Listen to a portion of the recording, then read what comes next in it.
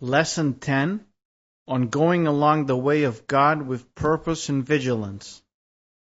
Let us give heed to ourselves, brothers, and be vigilant. Who will give us back this time if we lose it? Really, even if we look for these days again, we will not be able to find them. Abba Arsenius always said to himself, "Arsenius, why did you leave the world?" We, however, are so careless that we neither know why we left the world, nor what we desired. This is why we make no progress and are always troubled. This happens to us because we do not take care in our heart, and indeed if we wanted to struggle a little, we should not have been troubled or in distress. Even if one does not force himself at the beginning, by gradually struggling he progresses, and then he can act with comfort because God sees his effort and helps him. Therefore, let us force ourselves. Let us make a beginning, and let us desire the good with all our heart, because even if we are not perfect, wanting to be is the beginning of our salvation. From wanting we come, with God's help, to struggling, and from struggling one is helped in acquiring the virtues. This is why one of the fathers says, "Give blood and receive spirit," that is to say, struggle, and you will become accustomed to virtue. When I was studying classical education, I initially worked hard, and when it was time to take up the book, I felt like I was going to grasp a wild animal. However, I persisted, forcing myself, and God helped me so that I was so accustomed to it that I did not know what I ate or drank or how I slept, because I was aflame with enthusiasm for reading. I never wanted to go and eat with any of my friends. I did not meet them at all during the time I was studying, despite the fact that I was a sociable person and loved my friends. When the sophist sent us home, I would wash my head. I needed to do this every day to get my hair wet, because I felt that I had become very dry from the extensive reading. Then I went to the place I lived, not knowing what I had to eat, nor could I concern myself with the preparation of my food. Instead, I had a trusted man who prepared everything I wanted. I ate whatever he had made, having the book next to me on my bed, and from time to time I looked at it. Likewise, when I went to sleep, the book rested on my chair next to me, and after I had snatched a little sleep, I would suddenly spring up and read it. Again, when I returned from Vespers in the evening, I would light the oil lamp and keep reading until midnight. I lived in this way because I felt nothing to be sweeter than my reading. Afterwards, when I came to the monastery, I said to myself, "If you had such great desire and zeal for secular learning, and were so occupied with reading that it became a habit, how much more so should this be for the virtues?" I took great encouragement from this thought. Likewise, if someone wants to obtain virtue, he must be neither indifferent nor lofty, since, as someone who wants to learn to be a carpenter pays attention to no other art, it is the same for those who want to acquire some spiritual work. They should not pay attention to anything else, but should study how to acquire it, night and day. Those who do not come to it in this way, not only will they not progress, but are destroyed, wandering about without any purpose. If someone is not vigilant and does not struggle, he will easily be inclined to digress from the virtues. Virtues are in the middle, the royal way about which the saintly elder said, "Travel on the royal way and count the miles." As I said, the virtues are at the midpoint between excess and laxness. That is why it is written, "Do not turn to the right or to the left, but travel on the royal way." St. Basil also says, "The person who does not allow his thought to incline towards excess or deprivation, but directs it to the midpoint, that of virtue, is upright in his heart." I want to tell you that evil in itself is nothing, for it has neither essence nor substance. For God's sake, do not let us think it has. However, if the soul digresses from the virtues, it becomes the subject of passions, and in this way evil is given existence. Through this, the soul is damned and finds no natural comfort. This is also true of wood. Normally, it does not have worms inside it, but as it decays, so the worm takes existence, and then the worm eats the wood. There is also the example of copper, which itself produces rust, and then it is destroyed by the rust. Cloth produces moths, and they destroy the cloth. In just the same way, the soul produces evil, which, as I said, is nothing in itself, as it has no essence or substance, and the soul will then be damned through the evil. St. Gregory rightly said that fire is a product of matter and destroys it as evil destroys the wicked. The same thing happens with sickly bodies. When someone lives to excess and takes no care of his health, either an excess of something or a deficiency will be produced, and thus he will lose his health. Before that, the sickness did not exist, and there was no other problem. When the body is healed again, the sickness disappears completely. Evil is the sickness of a soul by which the soul is deprived of its own natural health, which is virtue.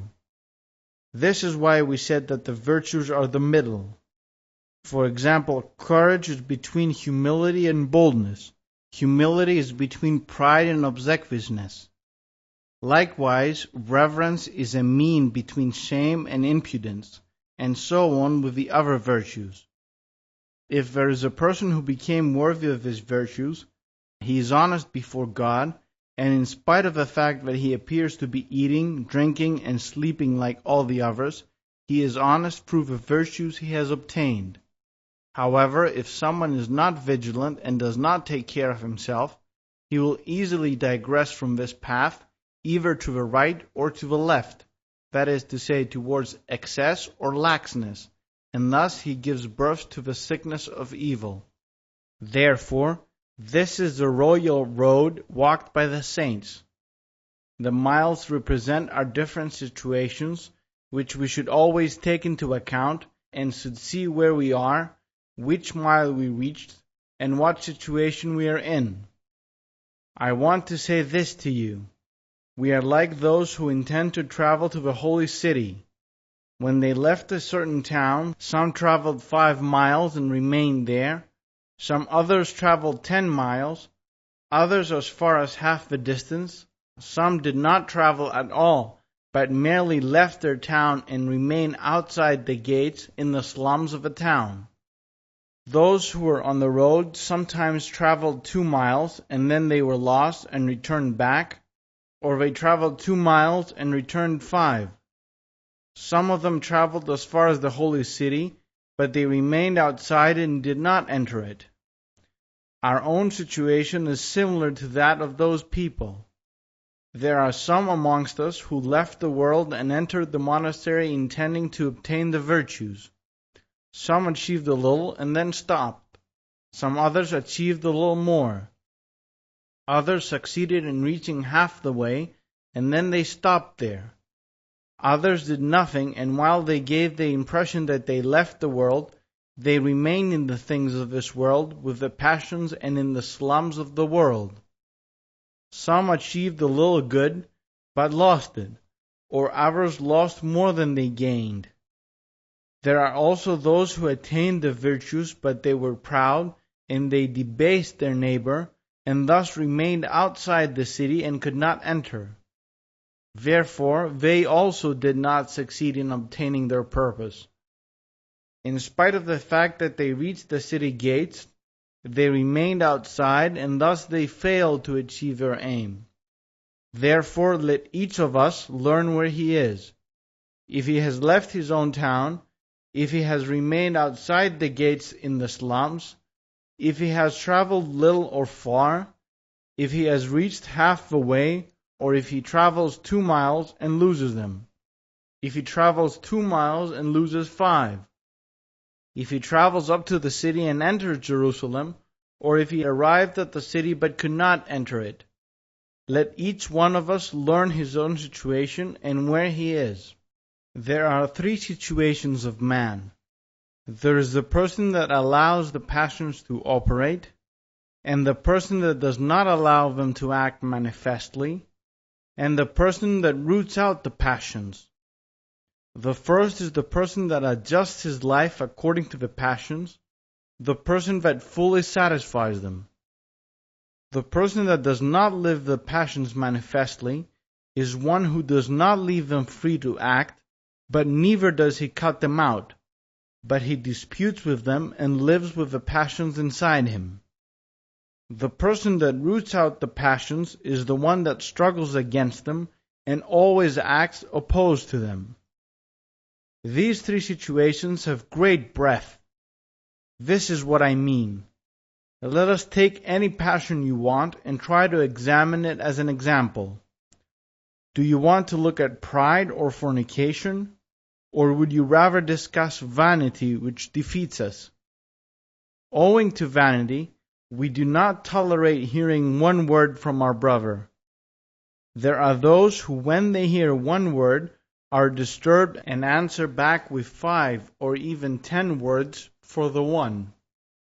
That person struggles and is troubled. When the struggle is over, he still thinks badly of the person that said that word and resents him. He is annoyed that he did not say more than he did, and to himself, he prepares more terrible words to say to him. He also says, "Why didn't I say that to him? I have that also to say." He is always angry. That is one situation where one is in the habit of evil. Let God deliver us from that situation. This person is certainly a subject of hell, because every sin that operates is under Hades. Even if this person wants to repent himself, this cannot deliver him from the passions if he does not have the help of certain saints, as the fathers told us. That is why I tell you to try to root out the passions before they become a habit. There is also the case of a person that when he hears something is disturbed and says 2, 5, or 10 words for the one. He is annoyed that he did not say more words and worse ones. He has sorrow and is resentful, but after a few days he changes his mind or repents. Another person will remain thus for a week and then repent, whilst another remains for just a day and then changes his mind. One person insults, struggles, is disturbed, and disturbs others, but immediately changes his mind. Do you see how many different situations there are? Yet all of these are under hell, in as far as they allow the passions to operate in their soul. Let us say something about those who restrain their passions. Someone hears something and is distressed within. However, he is not sorrowful because he has been insulted, but because he could not put up with it. He is one of the fighters, one of those who control and thwart their passions. Another struggles and labors, but afterwards, since the passion is persistent, is defeated by it and finally succumbs. Another does not want to answer back wrongly, but is carried away by habit. One may struggle not to answer with something bad at all, but is vexed having been insulted. Yet he is aware of his own situation, he is troubled and repents. Another person is not annoyed because he has been insulted, but neither is he happy. All of these are restraining the passions, but 2 cases are different from the rest, that is to say, the person that is defeated in his struggle, and the person that is carried away by habit. These last 2 are in danger of joining those who allow their passions to operate freely. I put them with those who allow their passions because they had the intention to stop them and render them inactive, and also they are troubled and struggling. The Father said that anything which the soul doesn't want will not remain for a long time. They therefore must search themselves, since if they do not want the passion themselves, they desire the causes of them, and that is why they were defeated or carried away. There are also some that struggle to restrain a passion using another passion. Thus, one is silent through vanity, through obsequiousness, or some other passion. These are healing evil with evil. Abba Pimin said, "Cunning never refutes cunning." These belong to the group who give freedom to their passions, even if they deceive themselves that they do not. We should also mention those who root out their passions. One person may be pleased when he is insulted, but in order to get a reward. This person belongs to those who uproot their passions, but not consciously. Another person is pleased when he is insulted, and he reckons that he is worthy of insult, as though he gave cause. This person uproots his passions consciously, since for a person to be insulted and recognize himself as the cause of it, accepting it as the consequence of his own sins, is a sign of full knowledge. Each person who prays to God saying, "Lord, give me humility," must know that he is asking for someone to be sent to insult him. Therefore, when insulted by someone, he should insult and degrade himself in his own thoughts, so that he is humbled externally and humbles himself internally. There is also the person who is not only glad when insulted, and considers himself to be the cause, but he is also saddened by the vexation of a person insulting him. May God grant us such a disposition. Do you see how broad these three states are? Let each of us learn what state he is in, as I have already said. That is, if he desires to work the passion and relishes it, or does not want to do it but does it after being defeated by it, or carried away by habit. After doing it he is distressed and repents because he acted, or he fights to control his passions consciously, or with the help of another passion. Since, as we have said, one is often silent out of vainglory, or trying to please others, or to put it briefly from some human thought. He should ask himself if he has started to uproot the passions, and if he is doing it consciously and acts in opposition to the passion. Let each person learn where he is and what milestone he has reached. We are not obliged to only examine ourselves every day, but at different times both during the week and throughout the month. We should say to ourselves, "The first week I was oppressed by that passion. How am I now?" In a similar way saying from time to time, "Last year I was beaten by that passion this much. Now where do I stand?" Thus, we must discipline ourselves every day to see if we have made a little progress, or if we are in the same state, or whether we have become worse. May God grant us strength, so that even if we do not uproot our passions, we do not let them function, but restrain them instead. It is a grave thing indeed to activate the passions and not restrain them. I will give you an example of the person who leaves his passions unchecked and works them freely. He is like a person who the enemy fires arrows at, and he catches them with his hands and thrusts them into his heart. The person who restrains the passions is like the person who, when the enemy shoots arrows at him, is protected by wearing a breastplate. Thus, the arrows cannot wound him. Finally, there is the person that uproots this passion. He is like the person who, when fired at by the enemy, takes the arrows and destroys them, or returns them back into the heart of the enemy, as it says in the Psalms, "Their sword shall enter into their own heart, and their bows shall be broken." Let us therefore take care, brethren, and if we do not have the power to return their sword into their heart, let us not accept their arrows and plunge them into our own hearts. If we can, let us protect ourselves with a breastplate, so that we will not be wounded by them. Let God, who is good, protect us from the passions and give us vigilance and guide us to his own way. For to him belong glory forever. Amen.